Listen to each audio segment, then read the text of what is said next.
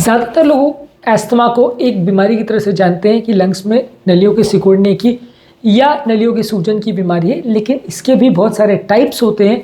ये ज़्यादातर लोग को नहीं पता होता है, तो आज इसी को डिस्कस करेंगे ताकि आप थोड़ा डिफ्रेंशिएट कर पाएँ कि कौन सा तरह का अस्थमा आपको है या आपके रिलेटिव को है और उसका ट्रीटमेंट स्ट्रैटेजी क्यों अलग है। क्योंकि हर अस्थमा को एक तरीके का मान लेना एक गलती है, क्योंकि ज़्यादातर अस्थमा में ट्रीटमेंट स्ट्रैटेजीज अलग भी हो सकती हैं। टॉपिक पर जाने से पहले जो लोग हमारे चैनल पर नए हैं उन्हें रिक्वेस्ट करूँगा कि चैनल को सब्सक्राइब करें, वीडियोस को लाइक करें, शेयर करें, फॉलो करें, कमेंट करें, पूरा देखें।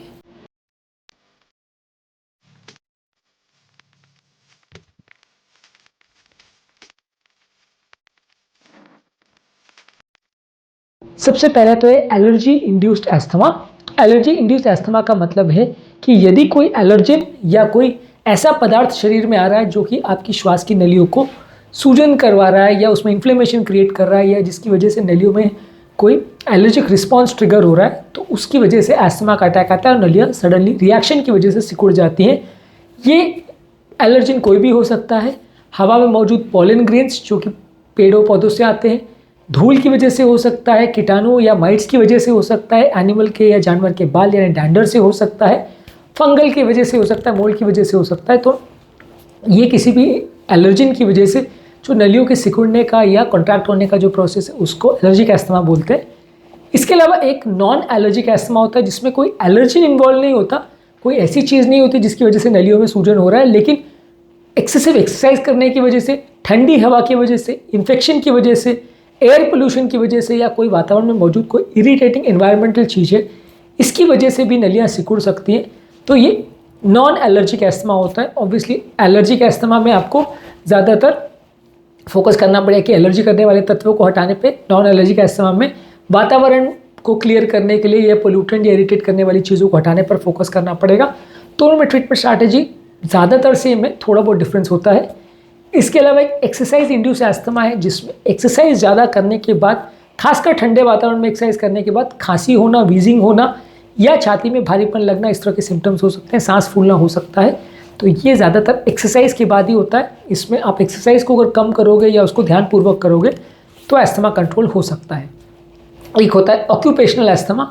ऑक्यूपेशनल अस्थमा में जहाँ कोई व्यक्ति ऐसे वातावरण में काम करता है जहाँ पे कोई केमिकल्स, डस्ट, फ्यूम्स या गैस वगैरह होती है, उसकी वजह से लोगों को अस्थमा हो सकता है, तो इसको ऑक्यूपेशनल अस्थमा बोलते हैं, जो काम के फील्ड को चेंज कर देने से चला जाता है। इसके अलावा एक चाइल्डहुड ऑनसेट या बचपन का अस्थमा होता है जो कि ज़्यादातर बच्चों में देखा जाता है। बच्चों में अलग अलग एलर्जिन या एनवायरमेंटल पोल्यूटेंट्स की वजह से अस्थमा होता है। ज़्यादातर बच्चों को जैसे जैसे उम्र बढ़ते जाती है ये अस्थमा भी चला जाता है, कुछ लोगों में परसिस्ट कर सकता है।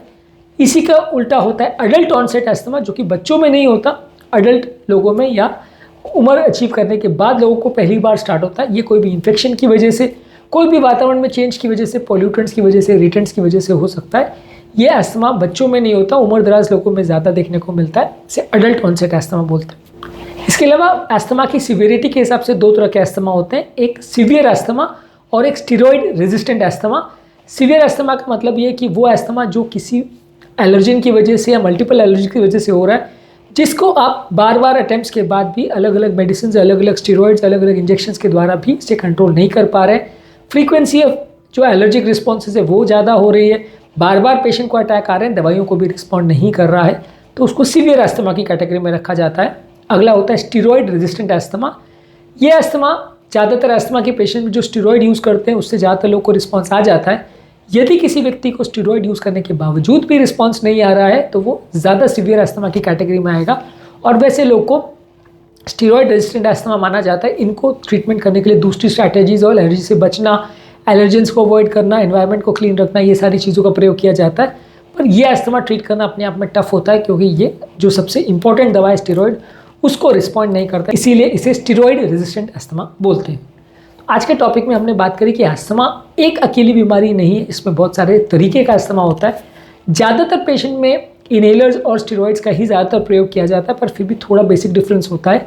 जिस तरह का कारण और जिस तरह का टाइप का अस्थमा है उसके बेसिस पे हर एक अस्थमा का ट्रीटमेंट स्ट्रैटेजी में थोड़ा बहुत डिफरेंस होता है। इसलिए ये जानना और समझना ज़रूरी है कि किस पर्टिकुलर व्यक्ति में कौन से टाइप का अस्थमा है और क्या कारण है जिसकी वजह से अस्थमा हुआ है।